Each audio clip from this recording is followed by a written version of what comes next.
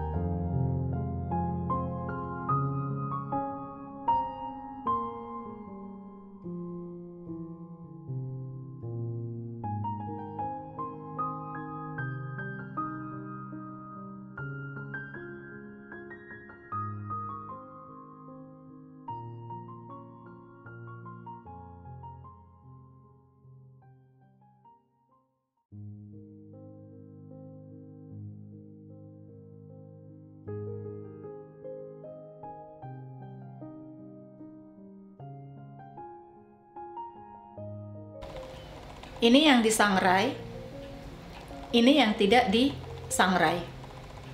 Jadi nggak beda jauh.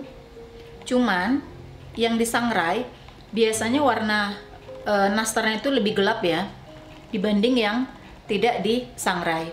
Dan ini yang tidak disangrai, teksturnya memang lebih lembut, lebih berasa lembut ya. Ini kalian bisa lihat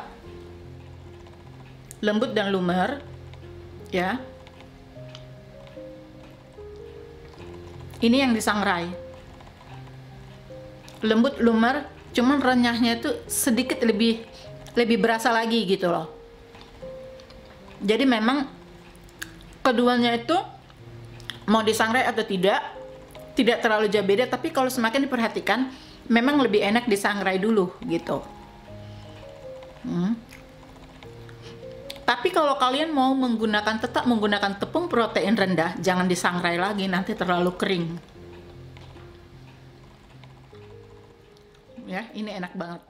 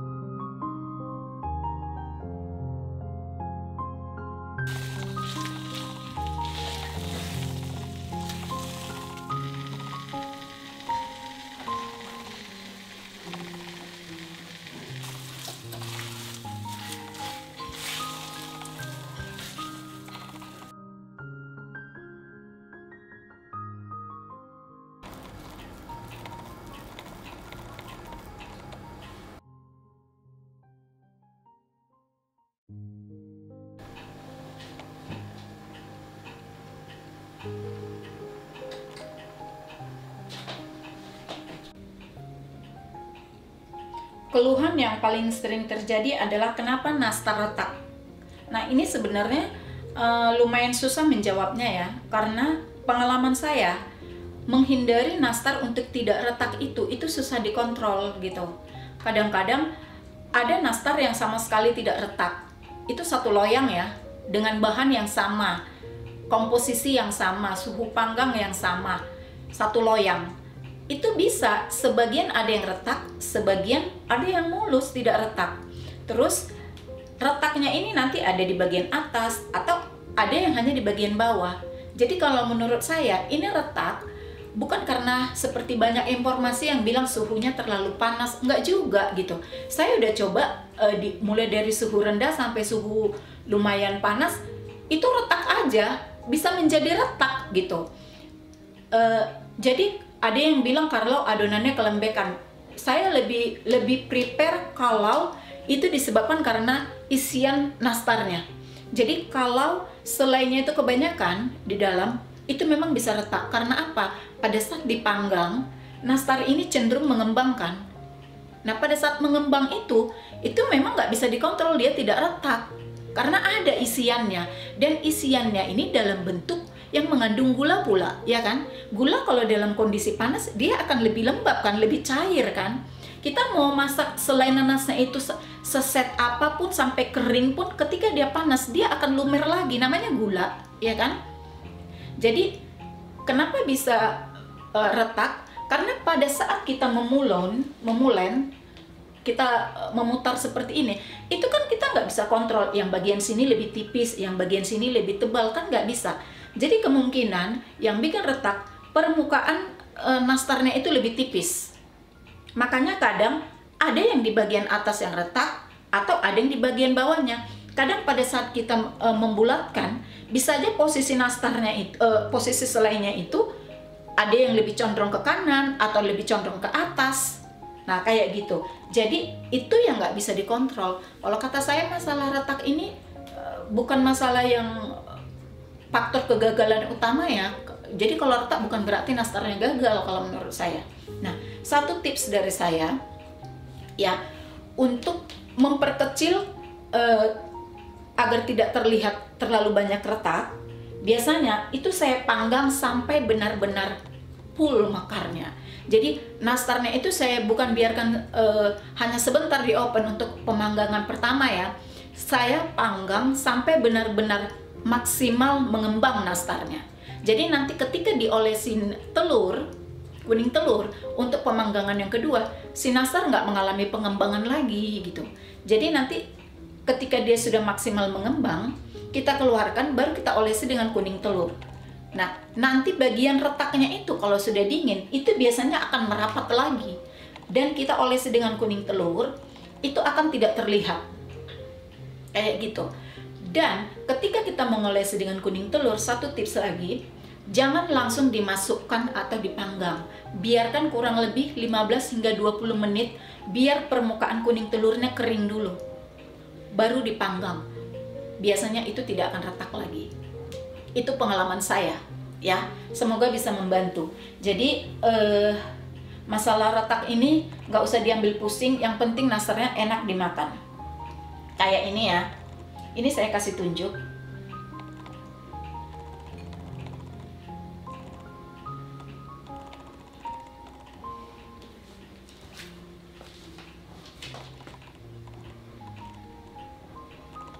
Ini tidak retak sama sekali sewaktu dipanggang, ya. Ini juga tidak retak, ya. Tidak retak sama sekali sewaktu dipanggang. Tapi yang ini contohnya, ini sedikit retak. Ini susah banget fokus kameranya.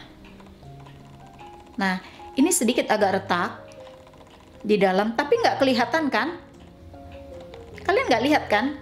Nah, itu karena saya memanggangnya itu benar-benar sudah mengembang sewaktu di pemanggangan pertama. Jadi untuk pemanggangan kedua, dia nggak mengembang lagi gitu. Diolesi kuning telur, dan kuning telurnya dimasukin setelah benar-benar kering. Ini hasilnya. Yang retak itu nggak kelihatan, iya kan? Dan tetap enak gitu loh. Jadi baking ini segala sesuatunya itu perlu ini aja, kejelian, kreatif kayak gitu ya. Ini tetap enak. Lembut. Tuh. Lembut banget. Ya. Jadi kurang lebih begitu. Begitu Shay.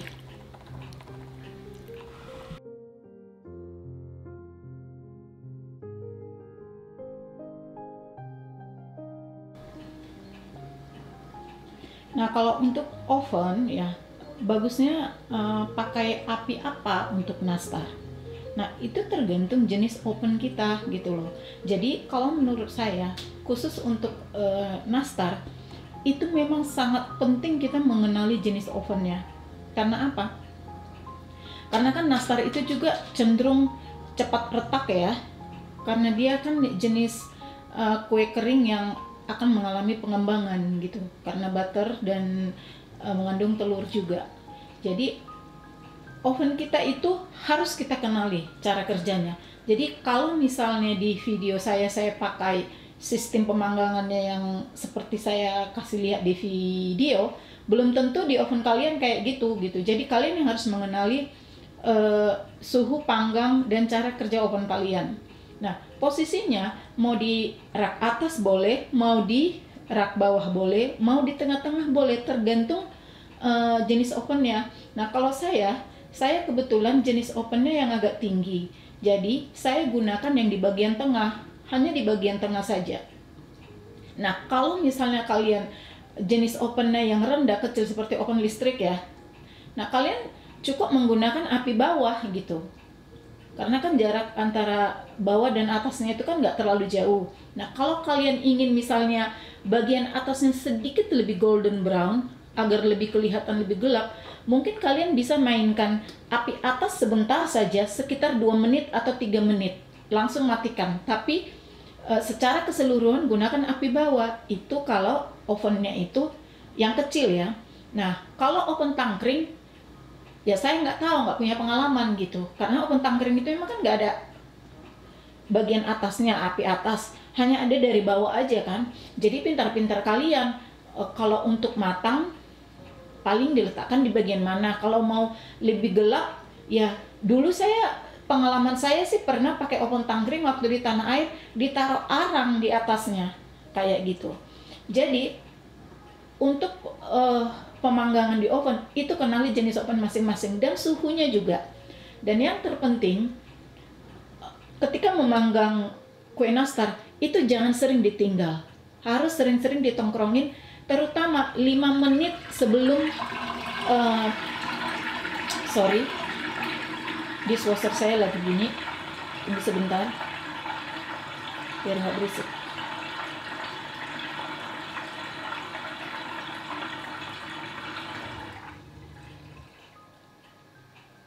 Nah, kita lanjut.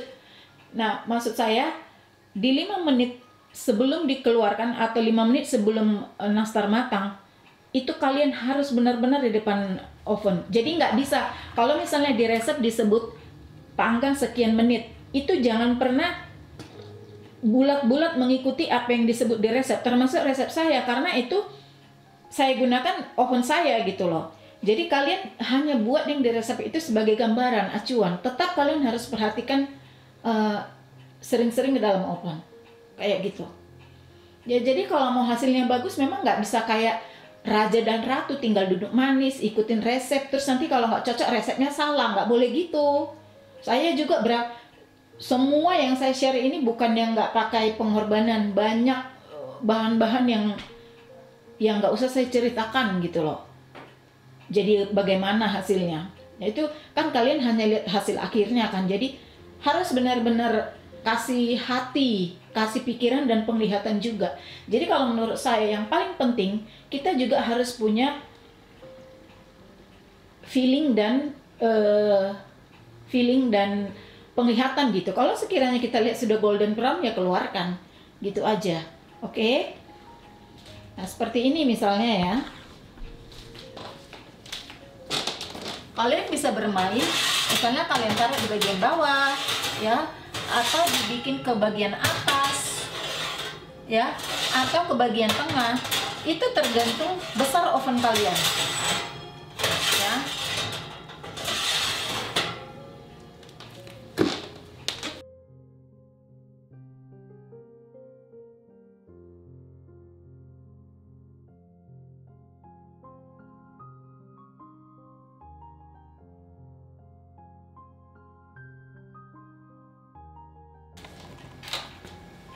Nah, untuk loyang juga ya, itu memegang peranan menurut saya.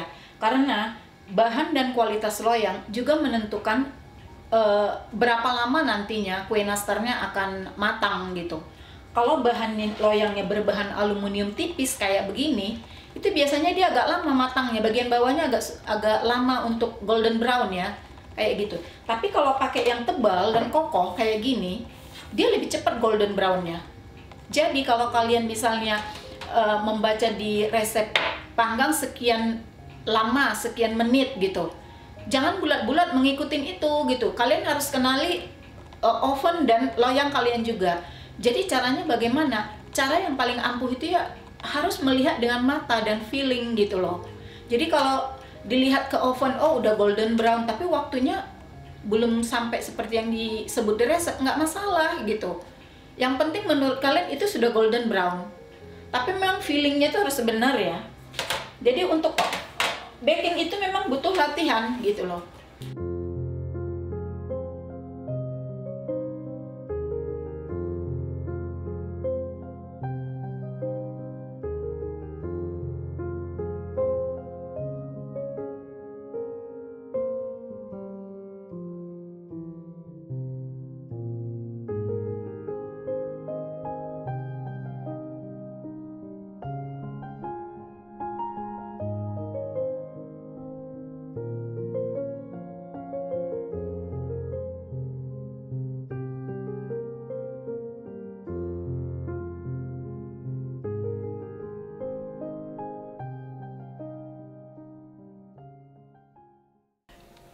Gunakan kuas yang halus ya.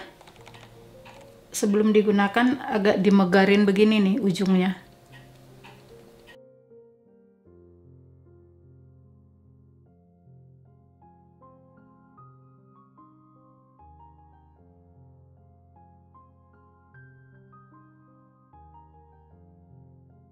Ini cara gampangnya ya, begini.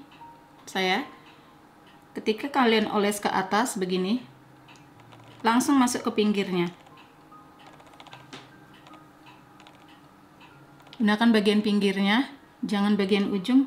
Jadi langsung udah ketutup semua. Bagian atas ini jangan dioles-oles lagi. Saya ulangi lagi nih. Bagian atas langsung samping, sisi sampingnya. Jadi yang atas jangan dioles-oles lagi, sekali aja.